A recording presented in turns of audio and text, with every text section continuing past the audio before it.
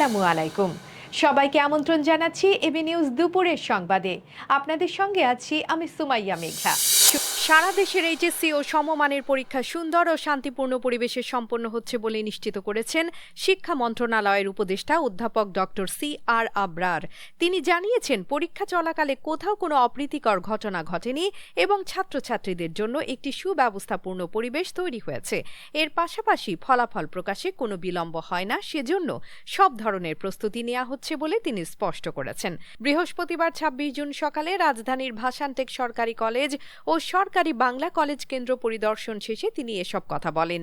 তিনি আরও বলেন, প্রথম দিন থেকেই কেন্দ্রগুলোতে পরীক্ষার্থীরা সুষ্ঠুভাবে পরীক্ষা দিচ্ছে। তারা নির্ধারিত সময়ে কেন্দ্রে পৌঁছে এবং পরীক্ষা শুরু থেকে শেষ পর্যন্ত নিয়ম মানা হয়েছে। আইনশৃঙ্খলা বাহিনী, শিক্ষা প্রশাসন ও সংশ্লিষ্ট সকলের সমন্বিত প্রচেষ্টায় এই সুন্দর পরিবেশ রক্ষা করা সম্ভব হয়েছে। উপদেষ্টা আরও বলেন, এবারের পরীক্ষায় অংশগ্রহণকারী শিক্ষার্থীর সংখ্যা ১২,৫১,১১১ জন। পরীক্ষার মূল লিখিত অংশ চলবে ১০ অগস্ট পর্যন্ত। পরীক্ষা আমরা খুব ভালো মতো কন্ডাক্ট করতে পেরেছি এবং সেই ধারাবাহিকতায় আমরা এইচএসসি পরীক্ষা আজকে থেকে আমাদের শুরু হলো। আমরা মনে করি যেভাবে সম্পন্ন করেছি আগের পরীক্ষাটা এবারও সেভাবে হবে। চ্যালেঞ্জ অনেক এবং অতীতের যে আমাদের যে সমস্ত অভিজ্ঞতা ছিল, প্রশ্নপত্র ফাঁস থেকে শুরু করে অন্যান্য সমস্যাদি ছিল, সেগুলো থেকে আমরা শিক্ষা লাভ করে যেভাবে এসএসসিটা করেছি, এইচএসসিটাও আমরা সেভাবে অর্গানাইজ করতে চেষ্টা করছি। পবিত্র হজ পালনের পর সৌদি আরব থেকে বাংলাদেশে ফিরছেন হাজারো হাজি। বুধবার ২৫ জুন পর্যন্ত দেশে ফিরেছেন মোট ৫১,৬১৫ জন। এর মধ্যে সরকারি ব্যবস্থাপনায় ৫,০০৭ জন এবং বেসরকারি ব্যবস্থাপনায় ৪৬,৬০৮ জন হাজি দেশে ফিরেছেন।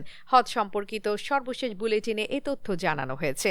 বিমান বাংলাদেশ এয়ারলাইন্সের ফ্লাইটে ২২,১৪৯ জন, সৌদি পতাকাবাহী সাউদিয়া এয়ারলাইন্সের ফ্লাইটে ২১,০২৫ জন এবং ফ্লাইনাস এয়ারলাইন্সের ফ্লাইটে ৮,৪৪১ জন ফিরেছেন। মোট ১৩৪টি ফিরতি ফ্লাইট পরিচালিত হয়েছে। এর মধ্যে বিমান বাংলাদেশ এয়ারলাইন্সের ৫৮, সাউদিয়ার ৫৪ এবং ফ্লাইনাইসের ২২টি। এই সংখ্যা আরও বৃদ্ধি পাবে বলে আশা করা হচ্ছে।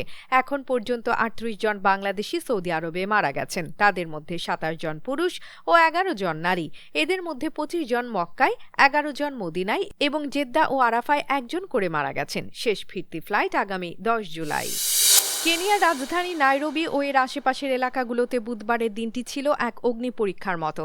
জীবনযাত্রার ব্যয় বৃদ্ধি, দুর্নীতি ও নতুন করে নীতির প্রতিবাদে দীর্ঘদিন ধরে চলমান বিক্ষোভের উত্তাপে সেখানে রক্তের স্রোত বইছে। পুলিশের সঙ্গে সংঘর্ষে এখন পর্যন্ত কমপক্ষে ১৬ জন নিহত হওয়ার খবর নিশ্চিত করা হয়েছে। আহত হয়েছেন আরও ৪০০ এর বেশি মানুষ। নিহতদের মধ্যে বেশিরভাগই গুলিবিদ্ধ, অনেকে আহত হয়েছেন রাবার বুলেট ও লাঠিপেটার মাধ্যমে। এই সংঘর্ষে আহত হয়েছে সাধারণ বিক্ষোভকারী, পাশাপাশি সাংবাদিক ও পুলিশ সদস্যরাও। আল জাজিরার প্রতিবেদনে জানানো হয়েছে, বিক্ষোভকারীরা রাস্তায় নামলে পুলিশ জলকামান, কাঁদানে গ্যাস ও গুলির ব্যবহার করে পরিস্থিতি নিয়ন্ত্রণে আনার চেষ্টা করে। পরিস্থিতির ভয়াবহতা এতটাই যে ক্ষোভের আগুনে পুড়ে গেছে পুরো শহর। মানবাধিকার সংস্থা অ্যামনেস্টি ইন্টারন্যাশনাল ও কেনিয়ার জাতীয় মানবাধিকার কমিশন নিশ্চিত করেছে, এই সংঘর্ষে ইতিমধ্যে ১৬ জনের মৃত্যু ঘটেছে। বিক্ষোভকারীদের অভিযোগ, শান্তিপূর্ণ আন্দোলনে গুলি চালানো ছাড়াও আগের সপ্তাহে কিছু মোটরসাইকেল ও লাঠিধারী ব্যক্তির দ্বারা সন্ত্রাসী কায়দায় হামলা চালানো হয়েছিল। তাদের দাবি, এই হামলাকারীদের সঙ্গে পুলিশের যোগসাজশ রয়েছে। প্রেসিডেন্ট উইলিয়াম রুটোর পদত্যাগের দাবিতে তারা স্লোগান দেন।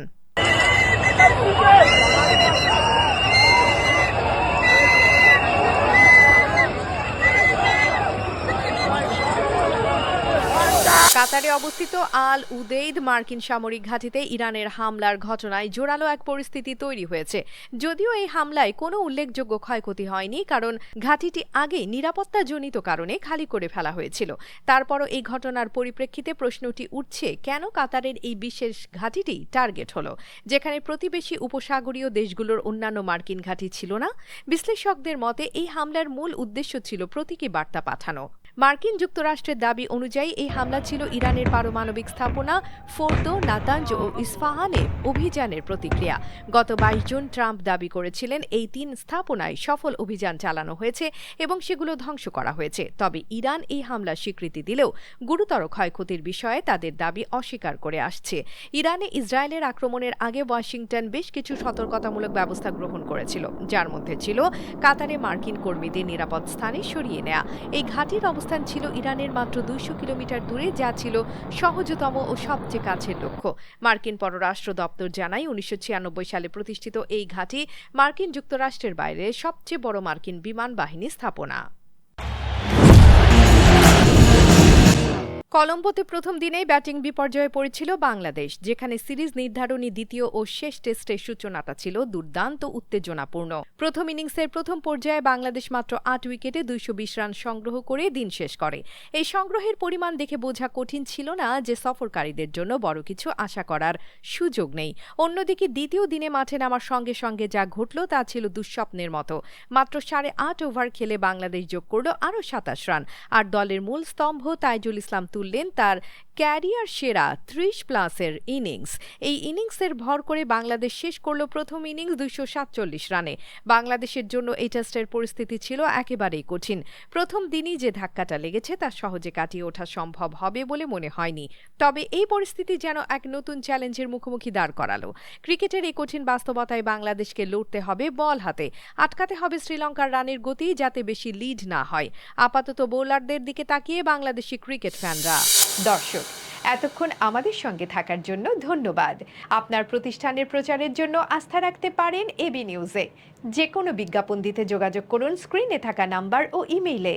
সর্বশেষ খবর পেতে চোখ রাখুন আমাদের ফেসবুক পেজ ও ইউটিউব চ্যানেলে। আমরা আছি ইনস্টাগ্রামেও।